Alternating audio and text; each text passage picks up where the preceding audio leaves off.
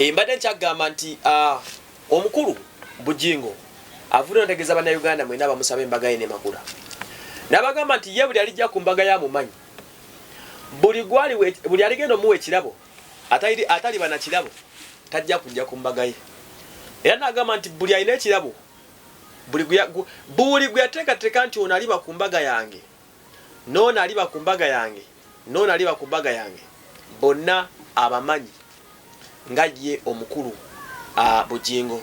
N'abagamba nti mwenna babuuza embaga ye you should shut up oba you should shut up.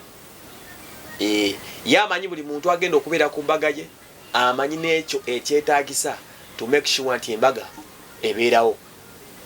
So abagambe nti anytime soon from now embaga ye agiteekateeka era egenda kuba ebeerawo very soon. Era bagenda okubeera bayite bonna bateekateeka dda era amanyi n'ekigenda okuba nga kibeerawo ku lunaku lw'embaga ye ye mukulu oyo Bujingo. Bujingo amidisiti ng'ayogera bino ebyokuteekateeka embaga ye ajjukira yagenda nnyo mu mawulire oluvannyuma lw'okubanga yakyawagana ne mukyala we Teddy Naluswa. Era kati embaga ye eriko abababirooni bangi abagyagala ebeewo n'abatagyagala ebeewo bangi almost bonna benkana.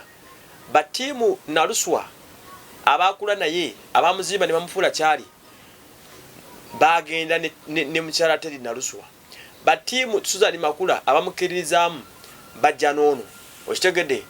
Susan Makula tanaba kufuuka famous ali famous naye tanaba kufuna mukwano ogwo eri bantu.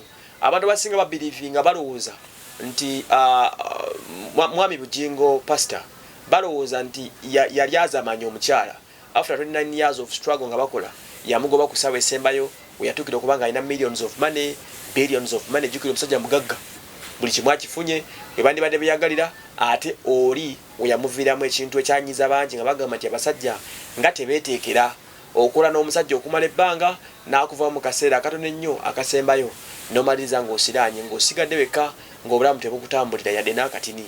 Sokadde bye bigenda mu maaso nasobola olaba nti ebibuzo bingi ku sayidi ono asaaza entono naye kyemmanyiko nti musajja mumalirivu nnyo mu kuba nga ansazze aziddamu tayagala kumanya aziddamu ansa ku ansa okusobola okuba nga asolovinga ensonga ze. Naye nga tulinze tulabe biki ebinaddirira ku bano embaga Destiny nazifulumye ajja kuba zitubuulira n'ebyo ebinaddako. Nze Wasu Emmanuel mwebale nnyo okuba nga mutukubira.